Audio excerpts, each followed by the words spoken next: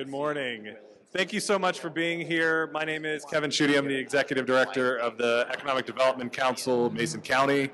And I'm joined here by Carrie London Myers, who is my counterpart, the President and CEO of the North Mason Chamber of Commerce. We also have Katie Peck with us this morning from the Shelton Mason County Chamber of Commerce, and we're really excited to be able to offer this opportunity to hear from our legislators this morning on their thoughts and feelings on the longest, probably feeling 60-day session that they've experienced in their time in the legislature.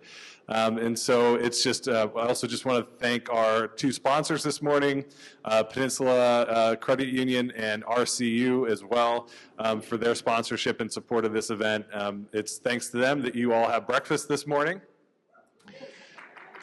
Yep, big round of applause there.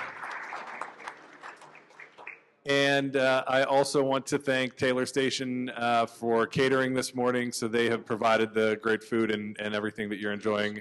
So big round of applause for Stephanie and her team.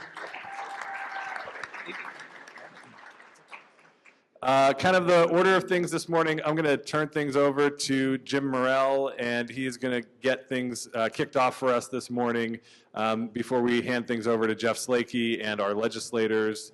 And then we'll also have a chance as things wrap up to hear from Phil Prothero from RCU as well. And so with that, thank you so much for being here. Hand it over to Jim Morrell. Thank you. Good morning, everybody. The only thing that you didn't do right is show up tomorrow for my birthday. So thanks for being here. Thanks to the EDC of Mason County and the Shelton Mason and North Mason Chambers for bringing us together to reflect on what's happened and unfolded in Olympia over the last couple of months. Our Peninsula Credit Union's team is super excited to start our 91st year this year and also celebrate our friends at RCU for their big anniversary this year as well. We're also proud to have been named the 2025 Business of the Year by the Shelton Mason Chamber, and that our and that our Belfair branch manager was honored as Member of the Year by the North Mason Chamber. Over the past years, Peninsula Credit Union has been intentionally learning how to better serve our Hispanic neighbors and friends. As Senator MacEwen, Wayne Gretzky once said, "You don't skate to where the puck has been, but to where it's going." By 2035, Shelton High School's student population is projected to be 50% Hispanic, with North Mason High School following by 2040. Peninsula Credit Union is one of just 170 Juntos Avanzamos, where together we advance credit unions nationwide, recognized for our commitment to the Hispanic community. Last September, we celebrated that designation during Hispanic Heritage Month with more than 350 people in our parking lot across the street and me riding on top of a bull. Thank you to Representative Couture and Sheriff Sperling for joining us that afternoon. It was a great celebration. Today in Mason County, 2 out of every 5 households are living on a household survival budget or less. That pressure continues as gas prices rise, utility rates increase, and housing costs in Shelton and Mason County remain a challenge. Economic freedom is one of our nation's foundational values. We work every day to honor that by offering a local cooperative financial choice, one that helps keep money circulating in families and in our local community. At Peninsula, the humanity of finance is seen in real stories of empowerment. Let me briefly explain 2 summaries of the wow stories that our team has created here locally in Mason County. We've worked with members facing foreclosure, utility shutoffs, and overwhelming debt following loss or major life challenges. By looking at the full picture in dozens of cases, we've been able to consolidate debt, restore utilities, and prevent foreclosure. Families stayed in their homes, individuals on fixed incomes regained stability when options were nearly gone. These outcomes are possible because local financial cooperatives can lead with judgment, compassion, accountability, and trust. A team member recently met with a woman who came in simply to ask if she could open an account. She shared she was going through a difficult divorce, her credit had suffered, and emotionally she carried deep shame. Through her credit placed in a high-risk category, our team assured her she could open and use her account, and that we would help her rebuild when she was ready. Through tears, she said, "I've always taken pride in my credit." She was met not with judgment, but with dignity and the reminder that a hard chapter does not define the rest of the story. That is why we do what we do at Peninsula Credit Union, not just to manage money, but to stand with people in defining moments, to turn uncertainty into stability, to help ensure economic freedom is real and reachable for families across Mason County. When local institutions lead with compassion and courage, communities grow stronger, hope takes root, and opportunity spreads. Thank you for the trust you place in us and for the work each of you do every day to move this community forward. Together, we are shaping what comes next. And now it's my turn to introduce who you all know well, Jeff Slakey. Thank you, Jim. Thank you, Jim. Thank you so much. There's so many people here today. It's wonderful. We are also recording this, so it'll be available on the KMAS YouTube, and I'll share it with Diedrich over at Mason Web TV as well. Went through the session and looked at some of the things that these guys here had been working on throughout, and so I got a good conversation for them. I'm not sure if we'll have time enough for questions, but if we do, we'll definitely let you do that. So, once again, I'm Jeff Slakey from KMAS Radio, and if you gentlemen would please, they all know who you are, but please introduce yourself, and why don't you tell us kind of your titles these days when it comes to your role in the legislature. Well, good morning. Drew MacEwen, State Senator. As far as roles in the legislature, I serve as the deputy leader for the Senate Republicans. I will say for our delegation, all three of us are in pretty significant levels of leadership, which is good for our district. It allows us the ability to really work to get a lot done for our district. And then I also serve on the Transportation Committee, Labor and Commerce, and Environment and Technology.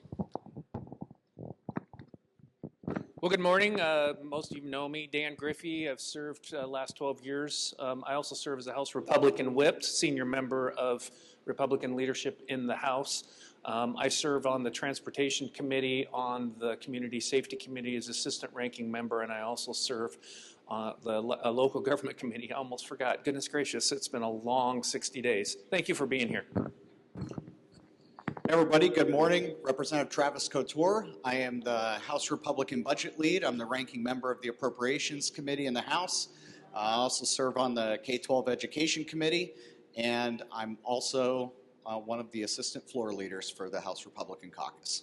And thanks again for all of you being here today. Travis, I'm going to start this conversation with you as I continue to keep adjusting my mic levels here so it doesn't drown you out there.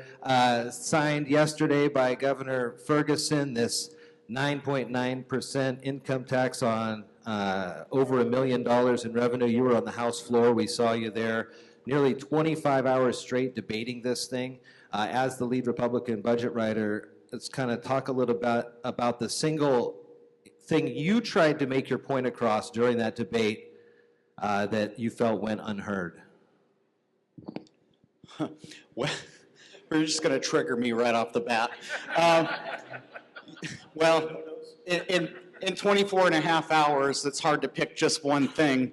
But yeah, we had the longest debate in legislative history in the House, 24 and a half hours on what I believe is an unconstitutional income tax. As a matter of fact, it was signed yesterday by the governor, and it was challenged in court by our former Attorney General, Rob McKenna, and others, like minutes later. I think it's blatantly unconstitutional. Our state constitution is clear that income is property, and that all property taxes must be uniform amongst the same class and capped at 1%. 9.9% income tax does not do that. There's no way to do progressive math around our state's constitution. But this is what happens when you have 40 years of one-party rule. You think that your britches are a little too big, so you can go to the state Supreme Court and just kind of ram things through. I think one of the worst things about it, the bill itself, was that it had a necessity clause, which is kind of like an emergency clause. It took away the ability for voters to vote for it on the ballot. I don't think that you do that if you're confident that the people of the state of Washington support an unconstitutional income tax. But I think there's two other things that really concern me most. One is capital flight. We're already seeing it right now. People are leaving in droves. I mean, Washington State is one of the, so many people would be jealous. So many other states would be jealous of us. We are we are the home state for T-Mobile and Amazon and Microsoft and Boeing and Expedia and so many different big companies and employers. And what have we seen? Howard Schultz moved out of the state to Miami. Do you remember Jeff Bezos moving out of the state during the capital gains tax? And it's not really just 9.9%. It's in Seattle, where a lot of the wealth is concentrated, it's actually an over 18% marginal tax rate after this income tax when you include all of the other taxes. And what's concerning to me is that there was a lot of promises made. We're going to fund healthcare and education and puppies and unicorns. We're going to fund all these different things. All of those are pie crust promises. They're all parts of the intent section of the bill. They're non-binding. They're not a guarantee.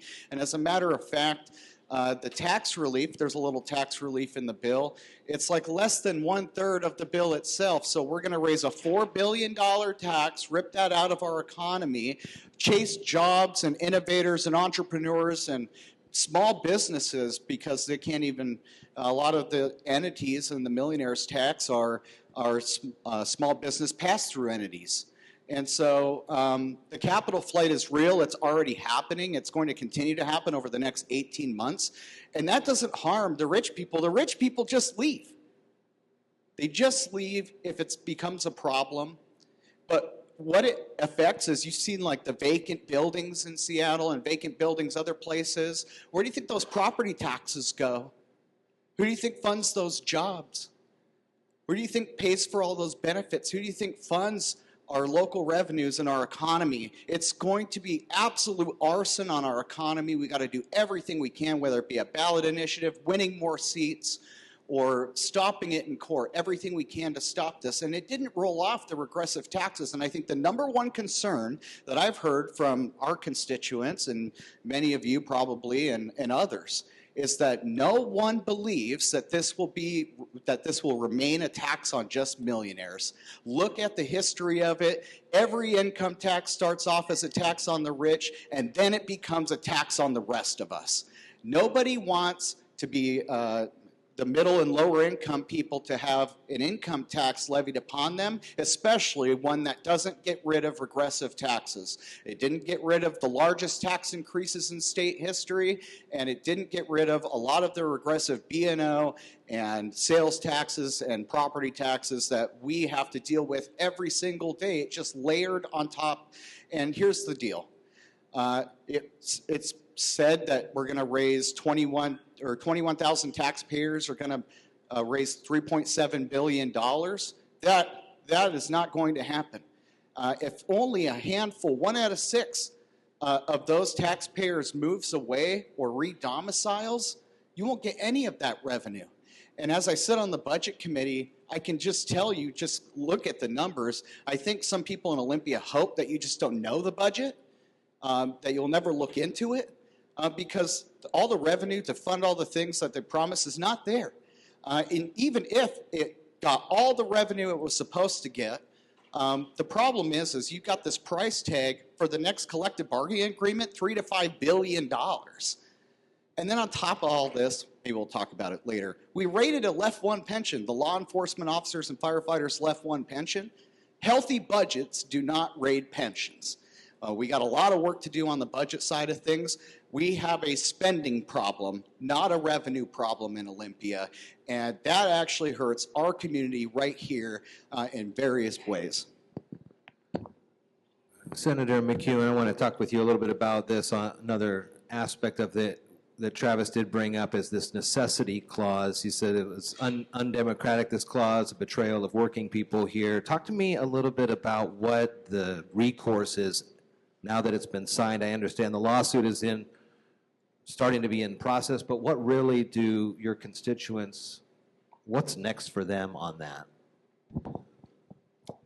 Well, by that being in there, it makes it more difficult to challenge this at the ballot. So there is the court process, and you can always do an initiative next year as well, which gives you more time to put things together. But I think for me, the larger concern here, frankly, and it's not just this bill, but other bills, is the abuse of the emergency clause. There is a time that makes sense to utilize those. And so let me back up and explain it a little bit more. So when a normal bill gets passed through the legislature, the governor has 20 days after the conclusion of session to sign it into law.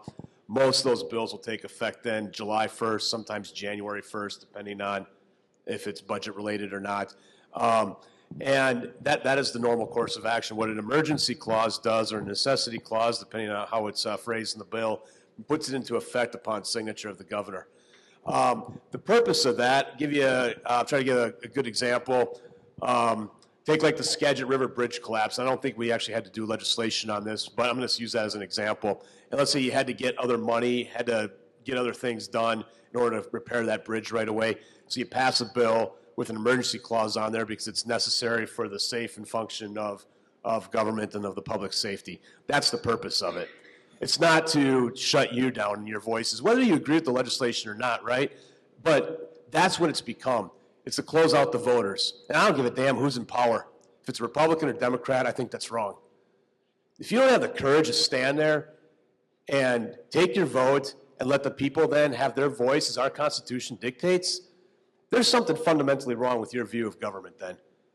And when you have this, and I'm just going to be blunt here, we had the Senate Democrat Majority Leader last year lead the charge on passing the initiative that was presented to the legislature to ban income taxes, and he allows that to come to the floor, it votes, it gets passed, and then turn around this year and just ignore it, and blatantly says in a press conference prior to session it was a pie crust promise. Easily made, easily broken. That's his view. And again, maybe you agree with the income tax, but do you agree with that style of governing? I sure as hell don't. And I just think that's appalling to the people. So this makes it very difficult for the people to challenge it. It's going to work its way through the court system. They know that. That's why the actual tax doesn't go into effect until 2029 to allow it to get adjudicated.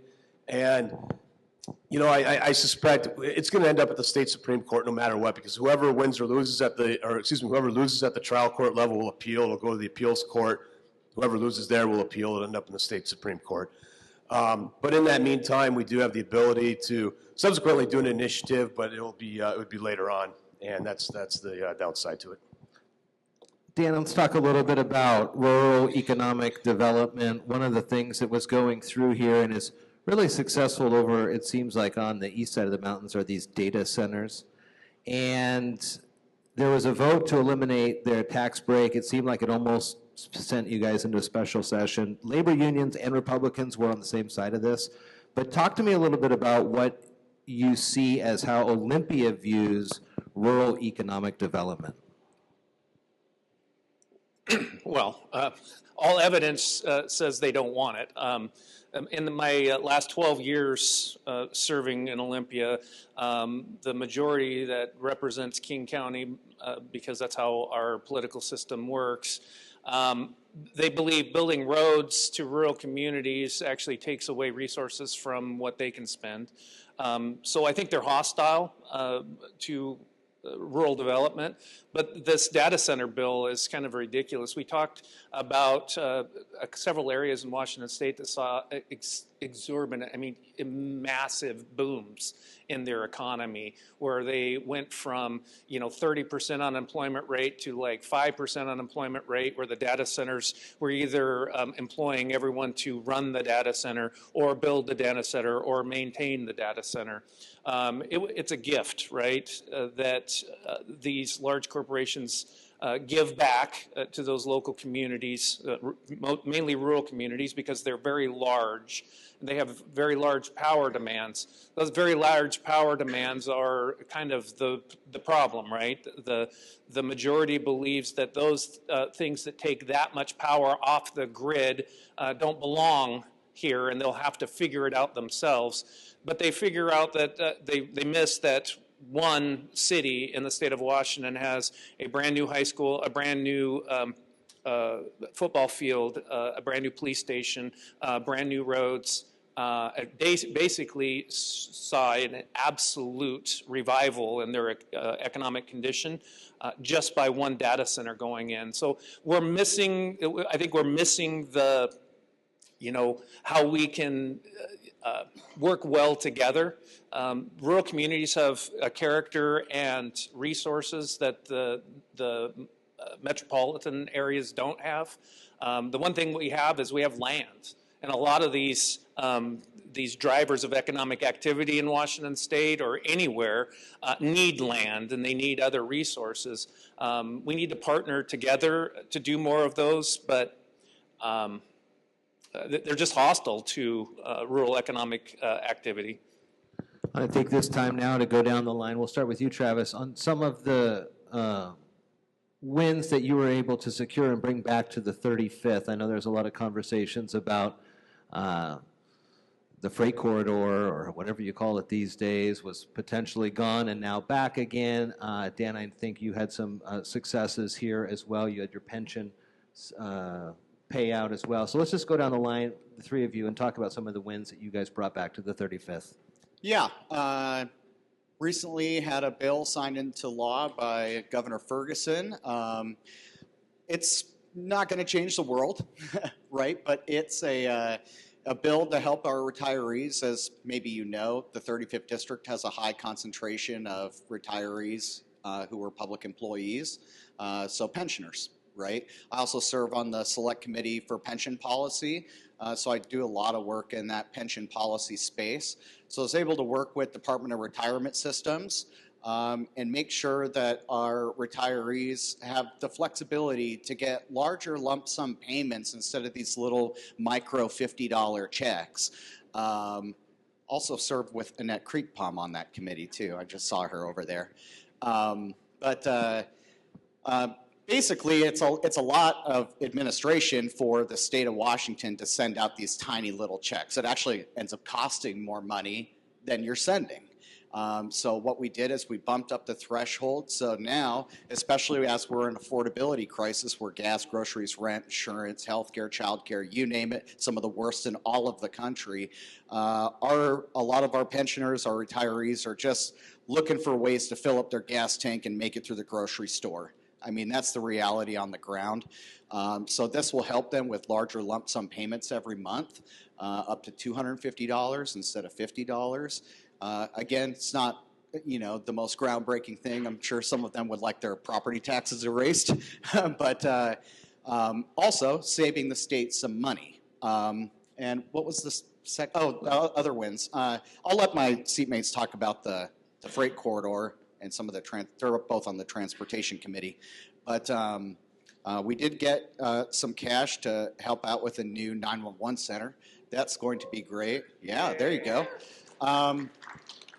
Public safety is important, and I mean, pretty much all of your emergency public safety stuff, or a lot of it, is going to start right at that 911 center and then trickle its way down to Sheriff Sperling. So he's going to get, hopefully, faster calls. I don't know what's going to happen, but that's the kind of infrastructure that we need, and we've been really focused on really kind of three core buckets: maintaining our community spaces and preserving those things. That's important for our rural communities, but also infrastructure, really important for growth, really important for our economy, and economic development. And so those are the three core buckets that we've been focusing on, and really happy to also continue to partner with our PUDs. We didn't get as much money in the capital budget. It's a supplemental year, plus we have budget problems, but we keep pouring more money into those kinds of projects to make sure that we have power, water, sewer, roads. Those things help build housing, help build commercial and retail capacity, which helps spread and equalize property taxes and sales taxes and gets more money in to our counties and our city so that we can all have the nice things that our people need.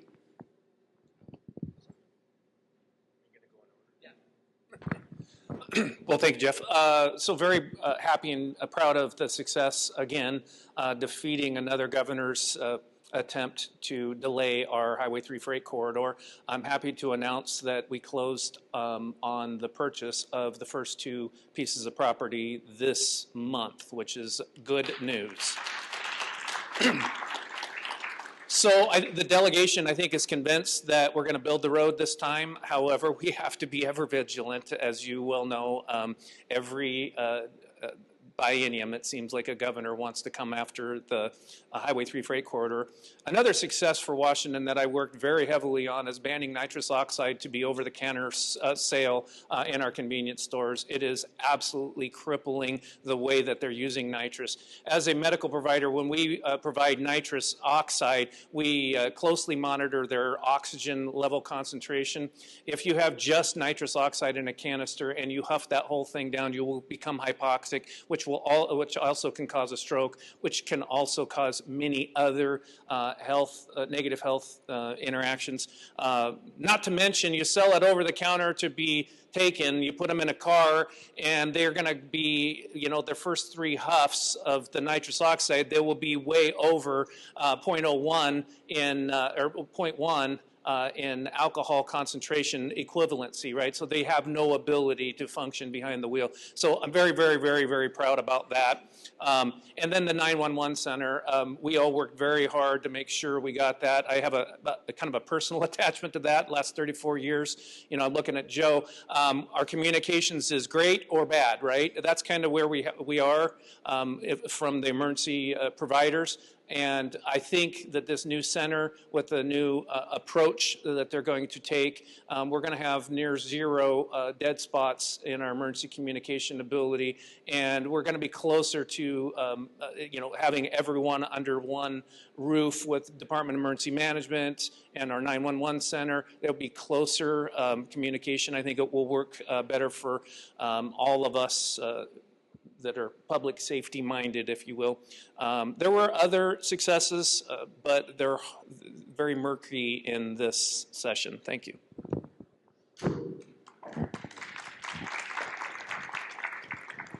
Well, I just want to shout out to Dan in his strong, continuous advocacy and oversight on the Belfair Bypass freight corridor, and it's helpful that both of us serve on our respective chambers, transportation committees. But yeah, it was once again on that chopping block. So I'm glad we were able to get that done, and that's where having the partnership though with colleagues on the other side of the aisle is vital to be able to get these major projects done, because it could have very easily just slipped through, and that would have been the end of it. And we'd be talking about it for the next 30 years again. So the good news is we are moving forward on that. The bad news is when that starts, you're going to not enjoy going through Belfair any more than you do right now. So it'll be a mess, especially up near the Kitsap line there where that major connector is. But we got to get through that to get it done, and we're on course to do that. But it's going to be a few years, so we'll stay vigilant on that. And one other item I want, we 3 of us work well too with the capital budget. We know how to work the budget process to ensure that things that we separately advocate for different things, so that it all ends up in there instead of working on the same stuff, because then we wouldn't get as much as we can possibly do. So the 3 of us do really well in making sure our respective chambers have projects that can be bought off by the other chamber when those budgets go through the conference process. But one other one that's key locally here and is relevant to this group is the Business Development Community Center that Kevin Schuette's heading up with the EDC. That's going to further help our economic development in this region, and that is vital for our overall growth. When you look at past capital budgets where we've spent a lot of time and money and effort with the city of Shelton's sewer treatment systems, that's coming to fruition. You're seeing it with more building going on. So I'm pleased that we continue to move things in that direction. And those are huge costs that are not easily borne by local municipalities of this size. So those are vital. 2 other things real quick. I had 2 bills signed into law recently. One deals with utility relocations. So as I'm sure a lot of you know, we're under a federal injunction to take care of all the fish culverts. And this is the kind of bill, though, that frankly ticks me off that we even have to do it, because basically it says the WSDOT, you need to coordinate with local utilities when you're relocating utilities, so that we can all do this at the same time, not dig up the same trench 5 times, right? And the fact that we have to do a bill to tell you to do this and to coordinate with possible federal grants is just mind-boggling to me. But we got that passed, so now WSDOT, yes, do your job in an economically feasible fashion, okay? Thank you. And the other one actually came from a constituent, which I think is some of the best bills or best legislation. So for those of you that run a business, you have to file a quarterly ESD report. You can do it early, right? But if you make an administrative error in there, once you file that report, there's no way to fix that administrative error. The report's done. And then ESD fines you for having an error in there, but you have no way to correct it. And last year, just through the third quarter, we don't have the fourth quarter data yet, it was over $10 million in fines on local businesses. And again, why do we have to do a bill to tell ESD? Let people fix the darn report that they inadvertently made a mistake on. So that's done. That'll help small businesses save on that end, and we'll keep working for you. Thank you. Yeah, as you can see, the guys work hard for all the folks in the 35th and always bring back good things to talk about there. Travis, back to you now. You mentioned some budget problems, and so let's talk a little bit more about this. As someone who's high-ranking in the House to understand this better, according to some of the stuff that I've been looking through, the budget takes about $880 million from the rainy day fund, cuts $143 million from child care, and leaves a near $880 million hole leading into next year, 2027. We talked about the income tax, and if it does stay put, we wouldn't see any of that money till 2029. So what are some of the things you would have or could have done differently? You said draining reserves and budget gimmicks to avoid hard decisions the Democrats were doing. Let's talk a little bit more about that. Yeah, so, I mean, as you recall, last session, the legislature passed the largest tax increases in state history. And then, predictably, following that, we were still running multi-billion-dollar deficits. And that is because the majority party has failed to make any kind of structural budget reforms to the way that they budget in Olympia. And that's what happens when you treat government unlike government and more like a charitable nonprofit, right? Government is supposed to do what it's supposed to do very efficiently, and what happens is they try to make it a little bit for everybody, but not enough for anybody. And so what we have now, we just passed, obviously, the supplemental budget. It was on party lines. Actually, a lot of Democrats siding with Republicans to vote no on this supplemental budget. And think of a supplemental budget like a big amendment to the biennial budget. But what we have now is a record a little bit over $80 billion budget, which for the fifth session in a row spends more than we project to take in revenue. I don't know about you, but that is not a way in which any family in Washington state can manage their family budget. When families have a hard time, they cut back to the essentials. They might find a way to go get some more income, but they cut back to the essentials and they manage their spending. But in Olympia, we don't manage our spending. We raise your taxes, do an unconstitutional income tax, raid $4 billion pension fund, and continue to spend more than you even project to take in.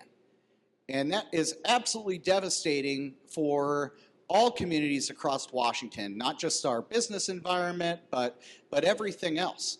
And I view this budget as especially an attack on rural communities. Let's start with schools, for example. K-12 was cut by $250 million, but not just across the state. The flavor of K-12 cuts directly and disproportionately impacts our rural districts. Things like alternative learning experience, online learning, things like local effort assistance, your levy equalization. That is for property poor districts like ours. So when Shelton or another school district in our district passes a levy, they have to ask for more and get less back in return. That's what that means. On top of that, cutting transition to kindergarten and making it a fee for service. And especially that's harmful because we live in a child care desert. And I know I've spent some time actually in this building talking about child care in our child care desert community. So it's things like that that are especially harmful, bus depreciation cuts and all sorts of things. And then you talk about Public Works Assistance Fund. They rated over 50 dedicated accounts dedicated to doing things like building infrastructure, building power, whatever. Those are low interest loans where they're really a self-fulfilling prophecy. They pay them back. But that account gets rated, and the biggest account that got rated was the rainy day fund. $880 million. As a matter of fact, we have the lowest reserves in the country. And we could only survive, I just got this math the other day, yesterday actually, 12 days on our reserves if something bad were to happen.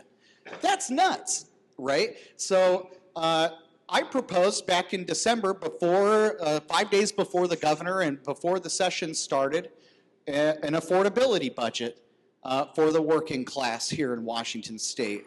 We cut $4 billion in waste. We refunded the $1.2 billion in Medicaid cuts, which are harming hospitals like Mason General or critical access hospitals. In my budget, we refunded Medicaid, we fully funded public safety, and we put more funding into our schools.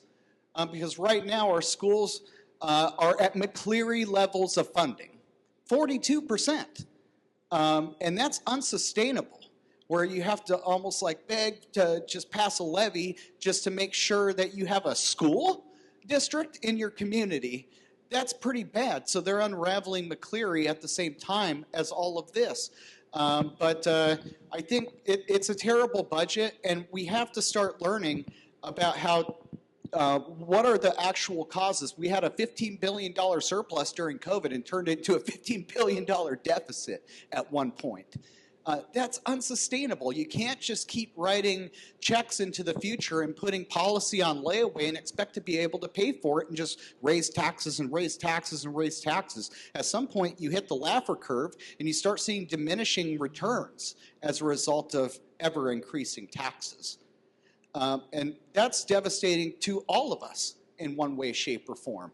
But I think that we have a spending problem, not a revenue problem, and there's so much waste in our state budget that I was able to fund every essential service and then refund all of the cuts that were made to them, not raise any taxes, cut $4 billion of waste, and if we would have done that budget, we would have been in a way better place today.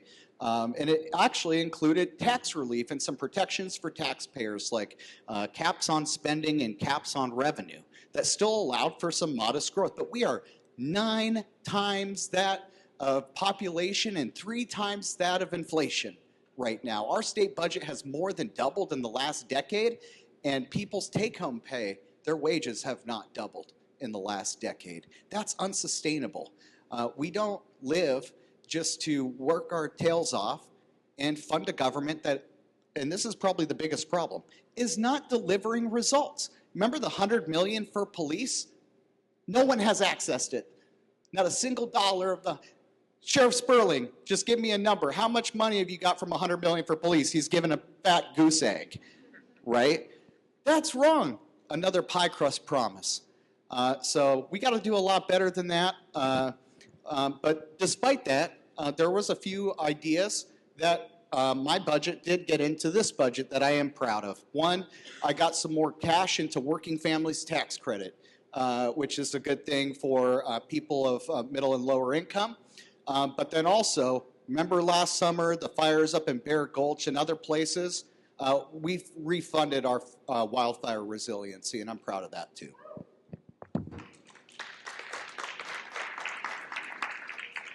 And I think, as Travis was talking about specifically to the Shelton school districts, if I'm not mistaken, that local effort assistance decline was about $400,000. Is that right? I see Wyeth shaking his head there. So that's less than what they were anticipating in after just passing that levy. You talked a little bit about middle and lower income folks in our state. This is a federal change that is impacting state change. Dan, let's go with you on this one. Federal Medicaid work requirements and SNAP, which is the Supplemental Nutrition Assistance Program changes, those are coming here. And the state's looking at around 620,000 Washingtonians that could be affected. Of course, the 35th rural with limited transit and oftentimes limited employer base. What is And what should the state be doing to help folks here with that as those changes come about? Well, first of all, we knew these were coming, so we tried to refund SNAP. Refunding SNAP would have helped quite a bit of the pain that we have and that most are feeling. But the total effects of HR 1 are not well known. We don't know a lot about who will be affected, how seriously they're going to take the volunteer. So what Jeff was talking about, if you're going to receive federal benefits or welfare benefits, if you will, you have to try to better yourself and your community at the same time you're getting it. So there is a work requirement if somebody has the ability to work or look for work. I think that's a good thing in Washington, Jeff. I think that's amazing. I think the unfair part would be how fast you're going to ask somebody to go get a job. Right? And so I think there's a lot of concern about how those rules will be implemented fully.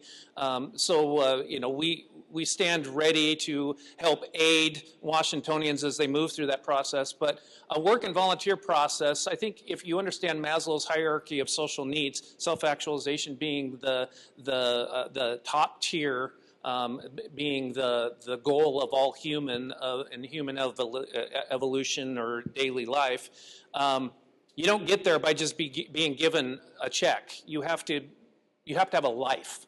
I think what HR 1 is trying to do is recognize that just writing somebody a check in their life doesn't help them. Helping someone in their life helps them. So making sure that they're applying for gainful employment, making sure that they have the resources at the state of Washington for unemployment security, or how to go out and seek a job. Volunteer opportunities, I think volunteering 20 hours a week is not a lot to ask, but how does that work, right? There's a lot of questions. And I think the way that we came about it is how do we make sure that those that are impacted by these new requirements are less impacted or have plenty of ability to comply with the new requirements. I think it's going to still be a question to answer in the future when all the rules are established and deployed to the many states. But at that end, we have to keep an eye on it. I don't know it's a terrible thing. It might be a terrible thing if we don't pull it off right. Drew, majority leaders, as they started to head out of Olympia, admitting they left lots of issues unresolved. School funding, court reform, public defense, ferry construction. What is one thing, and then we can go down the line quickly on the reverse way, what you're looking to bring back and highlight attention on in the next session that really will impact the 35th? What are some of the major ones that we need to keep on our radar? Well, I think at the end of the day, it's just the priorities of budgeting, or lack thereof. And if we don't get this resolved, things are going to get a lot worse, frankly. Even with this income tax being passed, on the current spending trajectory, and Travis can correct me if I'm wrong on this, over the next 2 bienniums, it'll be a $10 billion deficit. $10 billion, folks. That is the pace of spending that's occurring in this state. And I also serve on the Select Committee on Pension Policy with Travis. And here's another issue that you're not going to notice right now. It's kind of like going bald, and I can speak to this. You're not sure when it happened, but you know when you got there. And this revolves around our pension issues. We've taken actions that Illinois did in the early 1900s and never recovered from. We've now raised the assumed rate of return. And what that means is it has to do with how much we fund into the pension program, right? And if you raise your assumed rate of return from the market higher, you don't have to put as much money in. Well, what happens when you're not hitting that rate? You've got to put a lot more in. It's a short-term fix. So we've done that, and we've rated one of the best pension fund programs that there are. And doing those two things will put us on if we don't fix those, put us on a bad course. And so go back to what Illinois did in the early 1900s. They've never recovered from it. And today, their underfunded pension programs represent 27% of their operating budget expenditures because they're having to backfill it that bad. And so if we don't get a handle on that, we had, prior to doing these actions, one of the best pension systems in the country. And hats off to past legislators and our investment policy board on that. But this current legislature has taken actions that puts that in jeopardy, and that's bad. But the spending in the state is a huge issue. And, Dan was referencing H.R. 1, which is a federal bill dealing primarily on this issue with Medicaid. Everybody seems to forget what the legislature and the governor did a year ago, before H.R. 1 was even a bill. Major cuts to Medicaid to balance the budget. How come that doesn't get talked about? Everybody focuses on H.R. 1, but they made major Medicaid slashes last year that went into effect immediately on July 1st of last year. That's had more of a devastating impact than what's happened with what could maybe happen with H.R. 1. And frankly, I think, if you're able-bodied, you should be able to show that you can work and do some work. I'm all for you. We should be a helping hand, right? I have no problem with that. And to help people that go through a temporary phase in their life or they have a permanent disability, yes, we have a moral responsibility to help them, absolutely. But I think if you're able-bodied, yes, we'll give you that helping hand, but there's two sides to that equation, right? And I don't think there's anything wrong with doing that, and that's what H.R. 1's addressing. And ironically, and I'm not going to sit here and defend what's happening at the federal level. That's one of the greatest blessings in life was losing the race when I ran for Congress. Not have to go there, but ironically, when it comes to those kind of reforms, the first president in modern times to initiate those types of reforms was President Clinton. He did a major welfare reform in the 90s, and unfortunately, over the last 30 years, that's gotten chipped away and removed. I think we need to go back to that. As a society, we need to be responsible citizens, and so that we do have the ability to help those that need a helping hand in those moments. But that was a long-winded answer. We need to get spending under control in this state. Thank you.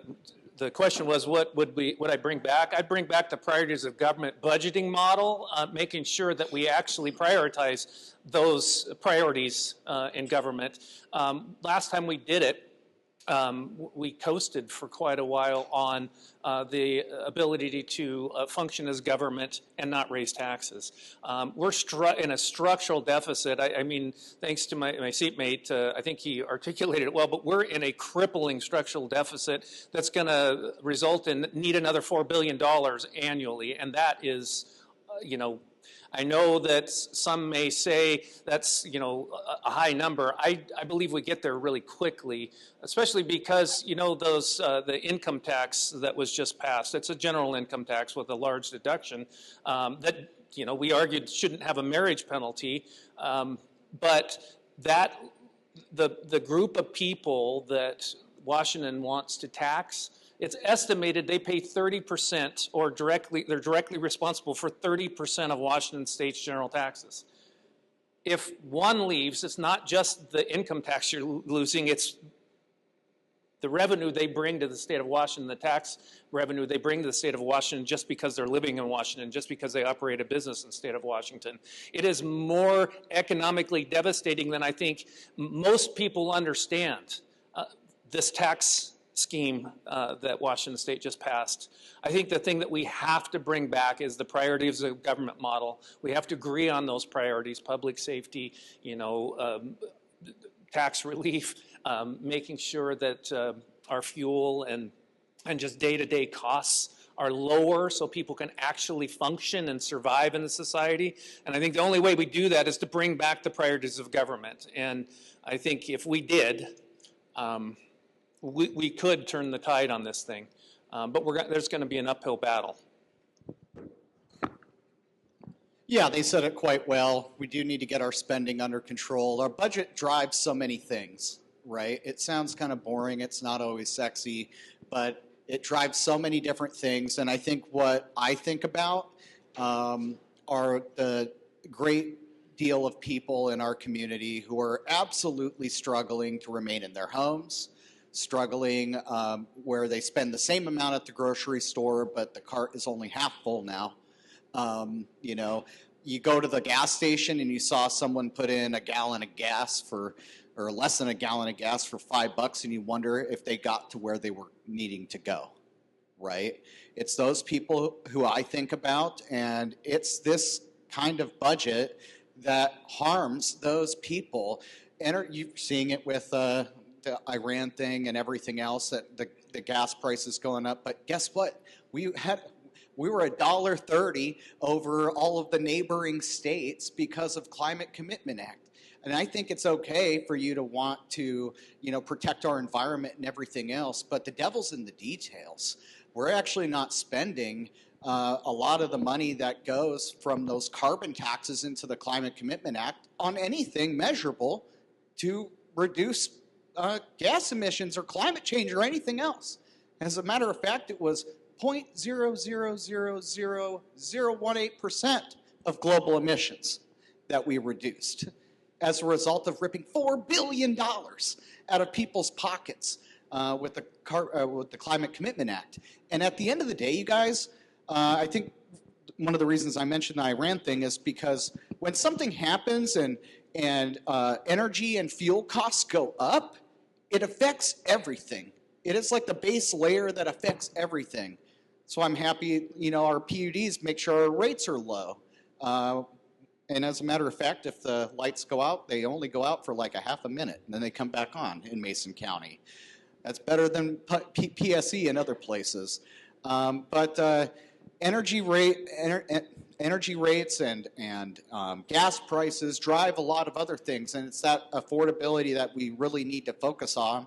But one other thing I just want to briefly mention is, we have a serious drug and homelessness epidemic in our state, and good people can argue about what are the best ways to fix that, but I think we can all, at least at some level, recognize what we're doing now is not working. It is absolutely not working, what we are doing now as a state. We're pouring billions of dollars and getting worse results in homelessness and in drugs. We have like over 3,000 drug-related deaths every year in Washington state now. That is preposterous. That's like having more than a 9/11 style event happen in our state, on our streets in slow motion every single year. And as a matter of fact, it's not even, the worst is not the ones that you see on the street. For me, the worst is what happens behind closed doors in homes where parents are abusing hard drugs like fentanyl and meth, and babies and toddlers are being left to die at extreme skyrocketing rates in our state because of the Keeping Families Together Act. We tried 100 times, if we didn't try 200 this session, to try to fix that. But it's almost unbelievable. I feel like I live in the twilight zone sometimes, that we can't take simple actions to remove a baby from a fentanyl home in our state where they will most likely die. Over 100 child deaths that were completely preventable in the state of Washington in the last 2 years. And don't take my word for it. Seattle Times says it. Every news outlet is saying it. A lot of different organizations. It's first responders, it's doctors, pediatricians, social workers, foster parents, you name it. Everybody is in agreement. And a state that can't protect the 14th Amendment rights from abuse and neglect of the children under its care has lost the moral authority to do everything else, in my opinion.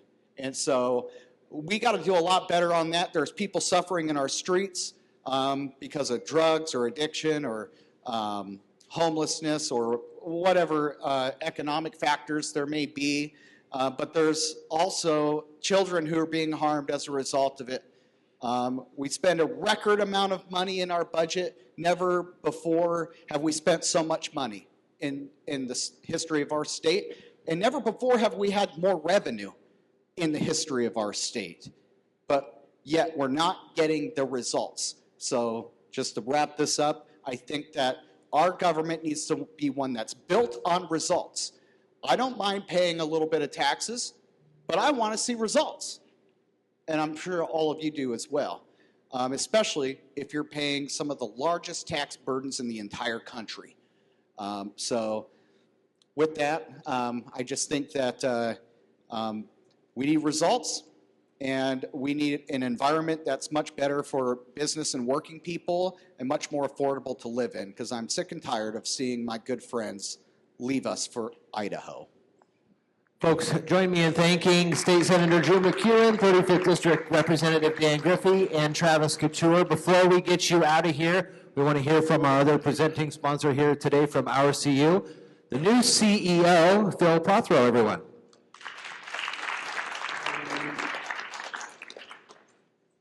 Sorry, 1 second here. A couple things.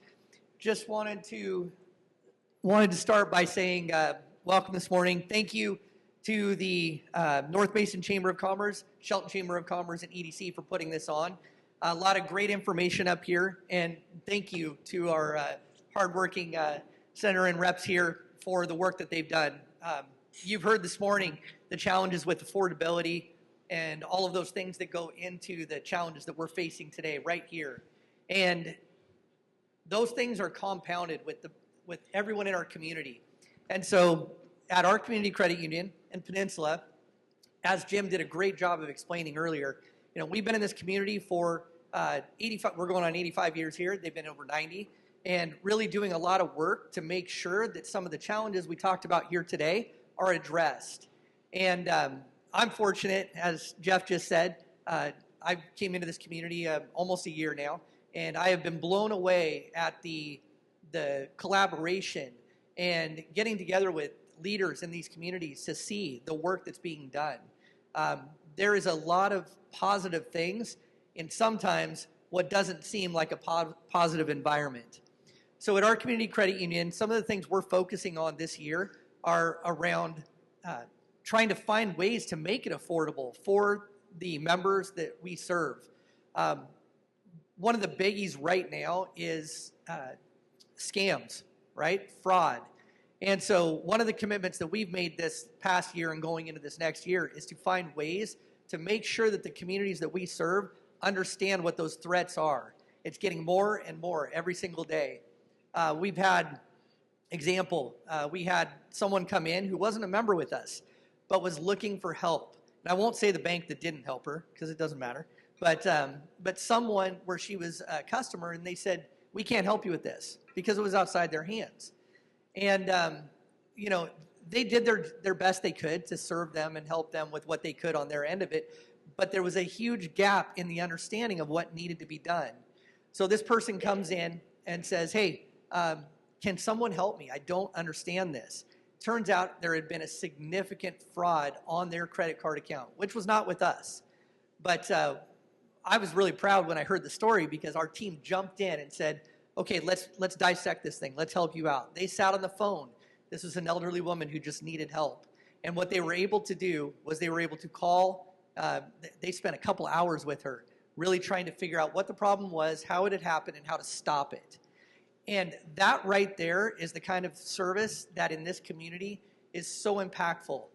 That's the kind of thing that we pride ourselves on, and I know Peninsula as well, is trying to find those ways to help. Because to her, it meant the world. Did she become a member with us? She didn't. She already had her relationship, and that's okay, because the point was to help within the community. And so as we look at our future and our planning going into this next year, as an example, our goal is to really add solidarity to those that we work with. It's to work with the local law enforcement. It's to work with the local schools. It's to do these different things. It's community contribution. And more importantly, it's working with everybody in this room to make sure that we're creating a better community. So I'll wrap it up. I'll let you guys get back to it. But I just wanted to say thank you from our community for the support that you all give in our area and working with us. And we look forward to doing more with all of you in the future. Thank you.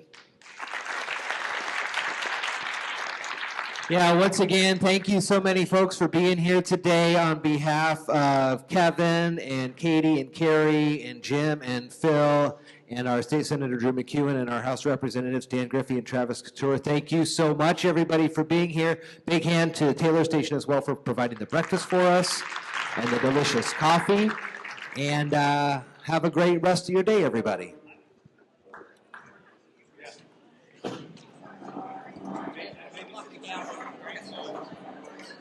Hey, gentlemen, can we get a photo with you and the CEOs before you leave? Yeah.